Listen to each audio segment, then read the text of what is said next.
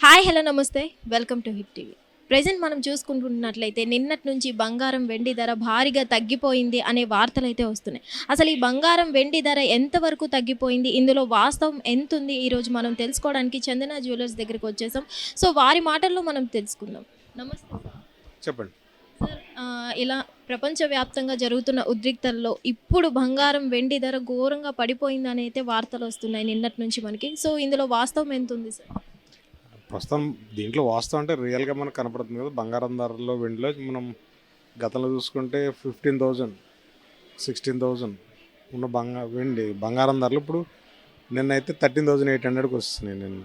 So అది కొంచెం recovery అయ్యి ఇప్పుడు 14,500 దగ్గర ఉంది. ఇది ఇప్పుడు జరుగుతున్న యుద్ధం తాలూకు ఇంపాక్ట్ బంగారం మీద పడి పెరగాలని చాలామంది అనుకుంటారు. కానీ మనం ఇంకొక రకంగా ఆలోచిస్తే ఈ యుద్ధం జరుగుతుంది అక్కడ మన గల్ఫ్ కంట్రీస్లో జరుగుతుంది. ఈ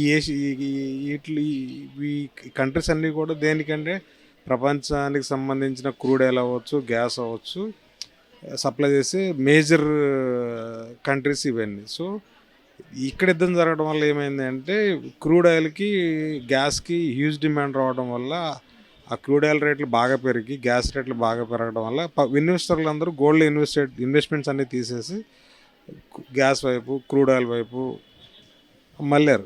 సో ఎందుకంటే వాళ్ళకి అక్కడ ఎక్కువ లాభాలు, బంగారం కన్నా ఎక్కువ లాభాలు వచ్చే ఛాన్స్ ఉంది కాబట్టి ఇన్వెస్టర్లు అందరూ ఇటు రావడం కాకుండా అటు వెళ్ళారు. సో ఇక్కడ తీసేయాలి కాబట్టి ఎక్కువగా దీన్ని సేల్ చేయడం వల్ల బంగారం పడింది. దాంతోపాటు డాలర్ కూడా చాలా బలపడింది. మనం గతంలో మాట్లాడుకున్నప్పుడు 16,000 17,000 బంగారం ధరలు పెరిగినప్పుడు డాలర్ 91.8 అంతా ఉండేది. ఇప్పుడు డాలర్ వచ్చి 94 రూపీస్ దగ్గరికి ఉంది. అసలు డాలర్ దగ్గర 2 రూపీస్ దాకా పెరిగింది. అంటే డాలర్ బాగా బలపడి రూపాయి వీక్ అయింది.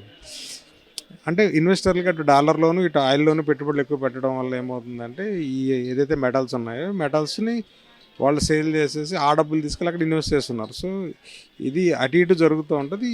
ఎక్కువ కరెక్షన్ మనకి ఈ ఆయిల్ తాలూకా ఇంపాక్ట్ మనకి ప్రపంచ దేశాలకు ప్రస్తుతం కమింగ్, మన ఇండియా అవ్వచ్చు, ఇంకో దేశాలు కావచ్చు, ఆయిల్ భవిష్యత్తులో దొరకడం కష్టం, గ్యాస్ దొరకడం కష్టం అని ఒకటి రూమర్ స్ప్రెడ్ అయి ఉంది కాబట్టి సో ఇన్వెస్టర్లందరికీ ఏమనిపిస్తుంది, అక్కడైతే ఇంకా డిమాండ్ ఎక్కువ వచ్చే అవకాశం ఉంది, అది మార్కెట్ పెరిగే అవకాశం ఎక్కువ ఉంది కాబట్టి ఎక్కువగా దీన్ని సేల్ చేసేసి అమ్మకాల ఒత్తిడి వల్ల తగ్గి మనకి బంగారం బాగా పడింది. సో నిన్నతో పోల్చుకుంటే వాళ్ళ రూపాయి కొంచెం బలపడి బంగారం ధరలు కూడా కొంచెం మళ్ళీ పెరగడం స్టార్ట్ అయింది. వెండి అయితే అలాగే ఉంది కానీ బంగారంలో మనకి మార్పు పెరుగుదలను మనం చూడగలుగుతున్నాం మళ్ళీ. అంటే సార్ ఇప్పుడు ఇంకా ఈ బంగారం ధర తగ్గే అవకాశం ఉందంటారా, లేదంటే పెరిగే అవకాశం ఉందంటారా? ఎలా ఉందంటేనండి, మనం రెండు పడవల మీద ప్రయాణం లాంటిది. ఎస్ నో అని చెప్పలేము, మనకు రెండు కనపడుతున్నాయి. బంగారంలో భారీ మార్పు జరిగేదానికి ఎక్కువ ఛాన్సెస్ కనపడుతుంది. ఆ భారీ మార్పు అంటే అది భారీగా పెరగడానికి కావచ్చు, భారీగా తగ్గడానికి కావచ్చు. భారీగా తగ్గే ఛాన్సెస్ ఒక 20-30% మనం అనుకోవచ్చు. ఎందుకంటే ఈ యుద్ధం వల్ల నష్టపోయిన దేశాలకి ఏమైనా ప్రపంచ దేశాలు ఏమీ సాయం చేయకపోతే వాట్ నెక్స్ట్, అటువంటి కండిషన్స్లో బంగారం తగ్గొచ్చు అనేది ఒక అంచనా. లేదు యుద్ధం ఆగిన తర్వాత ఏమైనా ప్రపంచ దేశాల సపోర్ట్ వల్ల ఆ దేశాలకైనా ఫండింగ్ జరిగి నష్ట నివారణ చర్యలు జరిగి ఇండస్ట్రియల్ మళ్ళీ ఇప్పుడు ఈ రిఫైనరీలు అన్నీ కూడా కొలాప్స్ అయిపోయి ఉన్నాయి. మళ్ళీ రీకండిషన్ చేసి అన్ని ప్రాసెస్లో పెట్టాలంటే వాళ్ళకి మనకు మార్కెట్లో మన రకరకాల స్టడీస్ వల్ల తెలుస్తుంది ఏంటంటే తక్కువ అంత స్పీడ్గా చేసిన 6 నెలల నుంచి 1.5 సంవత్సరాలు 2 సంవత్సరాలు పట్టే అవకాశం ఉందని చెప్పి మార్కెట్ అంచనా. ఇది మళ్ళీ రిఫైనరీలు మళ్ళీ ఇదంతా సెటప్ అంతా మళ్ళీ సెట్ చేసి అంటే ఇంతకాలం అంటే 1.5 ఇయర్ మనకి భవిష్యత్తులో ఆయిల్ కానీ గ్యాస్ కానీ డిమాండ్ ఉండే ఛాన్సెస్ ఎక్కువ ఉంది. ఈ రకరకాల ఫ్యాక్టర్లో బంగారం కొంచెం ఒత్తిడిలో ఉన్నాయి, తగ్గడం పెరగడం రెండు జరుగుతాయి. అసలు ఈ రెండు కూడా భారీగానే ఉంటాయి. పెరిగితే భారీగానే పెరుగుతుంది, తగ్గితే కూడా భారీగానే తగ్గుతుంది. సో రెండు ఛాన్సెస్ ఉన్నాయి. ఖచ్చితంగా ఇది జరుగుద్దా అంటే ఒక అంచనా మాత్రమే. ఇప్పుడు అంటే ఆ ఫస్ట్ యుద్ధం ఆగాలి. యుద్ధం ఆగే వరకు అయితే బంగారం పెరిగేదానికి ఛాన్సెస్ తక్కువ. వన్స్ యుద్ధం ఆగిన తర్వాత బంగారం తాలూకు ఇంపాక్ట్ మన మార్కెట్లో తెలుస్తుంది. ఎందుకంటే ఈ ఆయిల్ ఇన్వెస్ట్ చేసిన వాళ్ళందరూ ఉంటారా, అక్కడి నుంచి మళ్ళీ వచ్చేస్తారా, వాళ్ళందరూ కానీ మళ్ళీ వస్తే బంగారం పెరిగిపోతుంది. లేదు ఇదే ఆయిల్ డిమాండ్ ఒక 6 నెలలు 1 ఇయర్ 1.5 ఇయర్ కానీ ఉంటే అంటే ఉండే ఛాన్సెస్ ఎక్కువ ఉన్నాయి. ఎందుకంటే అన్ని దేశ గవర్నమెంట్లు దీర్ఘకాల ప్రణాళికలు వేసుకుంటారు. నెక్స్ట్ కమింగ్ 6 మంత్స్కి 1 ఇయర్కి సంబంధించిన ఆయిల్ కానీ గ్యాస్ కానీ పబ్లిక్కి ఎలా సప్లై చేయాలని దాని మీద అన్ని దేశాలు ప్లాన్ చేసుకుంటున్నాయంటే మన అంచనా ప్రకారం ఆయిల్కి గ్యాస్కి నెక్స్ట్ 1 ఇయర్ చాలా కష్టాలు ఉన్నాయని. ఎందుకంటే వన్స్ రిఫైనరీ స్టార్ట్ అయ్యి మనకు సప్లై రావాలి అంటే 6 నెలలు పట్టవచ్చు, 1 ఇయర్ పట్టవచ్చు.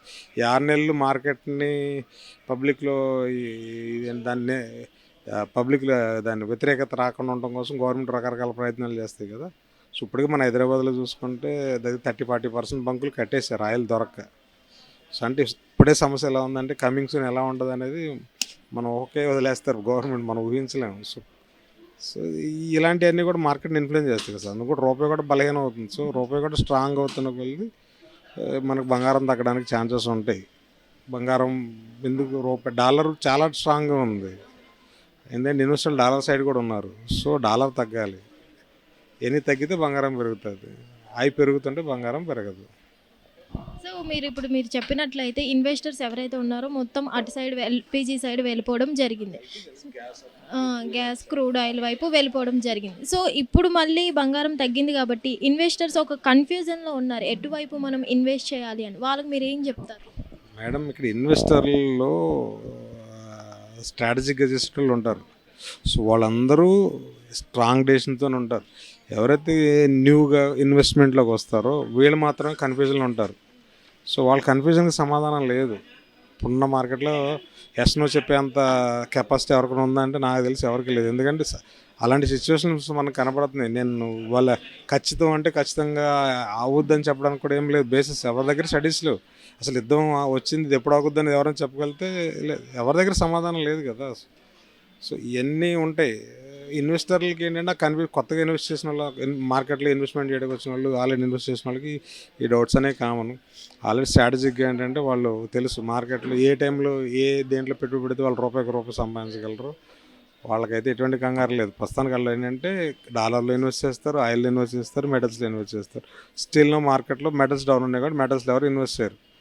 అది గోల్డ్ అవ్వచ్చు, అదర్ మెటల్స్ అవ్వచ్చు. సో ఇప్పుడు మార్కెట్ అంతా క్రూడ్ వైపు ఉంది కాబట్టి వాళ్ళు క్రూడ్ వైపు ఎక్కువ చూస్తున్నారు, డాలర్ వైపు ఎక్కువ చూస్తున్నారు. వీళ్ళందరూ కూడా ఏంటంటే ఈ లాంగ్ టర్మ్ చూడరు, వీళ్ళు టెంపరీ అక్కడ ఉంటారు. మళ్ళీ అక్కడ అది డౌన్ఫాల్ స్టార్ట్ అవగానే ఇమీడియట్లీ క్విట్ అయిపోతారు. క్విట్ అయిపోయి వాళ్ళు ఎక్కడైతే నెక్స్ట్ మార్కెట్ ఏదో ఉందో అటు పోతారు. వాళ్ళందరూ స్ట్రాటజిక్గా ఉంటారు. కొత్తగా ఇన్వెస్ట్మెంట్ జోన్లోకి వచ్చిన వాళ్ళందరూ ఇవన్నీ స్టడీ చేస్తే తప్ప వాళ్ళకి కొత్తగా నాలెడ్జ్, అంటే బాగా స్టడీ చేస్తే వాళ్ళకి ఒక నాలెడ్జ్ వస్తుంది. ఇప్పుడు దీన్ని గైడ్ చేసే అంత స్థాయిలో నాకు తెలిసి ఎవరు లేరు ప్రస్తుతానికి.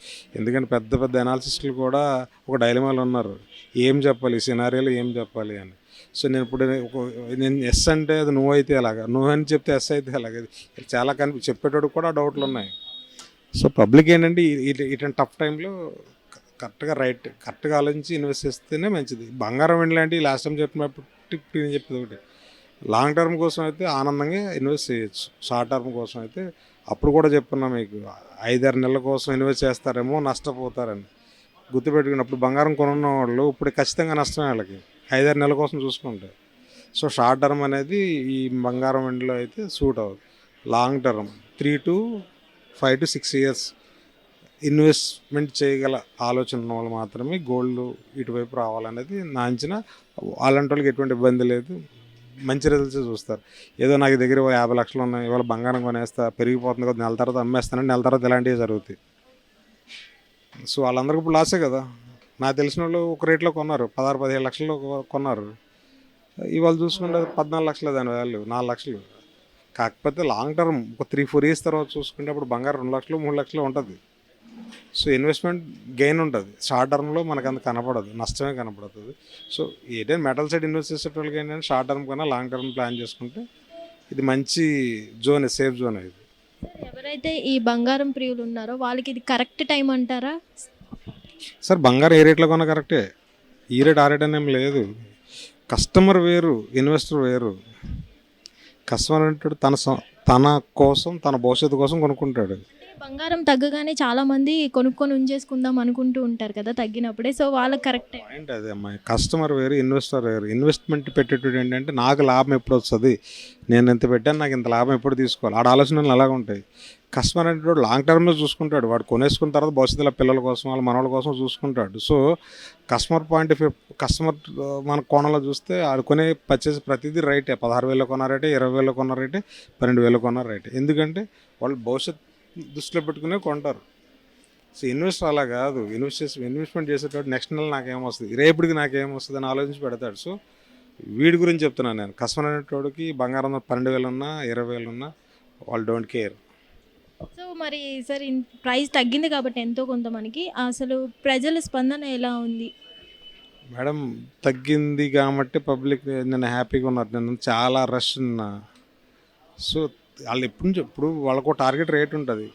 13,000కి వస్తే కొనుక్కుందాం, 14,000 వస్తే కొనుక్కుందాం. అలాంటిది 12,600కి వస్తే ఆగుతారా? అంటే మీరు ఫుల్ బిజీగా ఉన్నట్టే. నేను కదా, మార్కెట్ అంతా ఉంది. పబ్లిక్ కస్టమర్ ఇప్పుడు అలా థింక్ చేయడండి. ఇన్వెస్టర్ మాత్రం మీ క్వశ్చన్లన్నీ ఇన్వెస్టర్ సంబంధించి, కస్టమర్ సంబంధించినవి కాదు. ఇన్వెస్టర్కి కొంతమంది ఇన్వెస్ట్మెంట్ చేసే వాళ్ళు కూడా చాలా స్మార్ట్ ఉంటారు.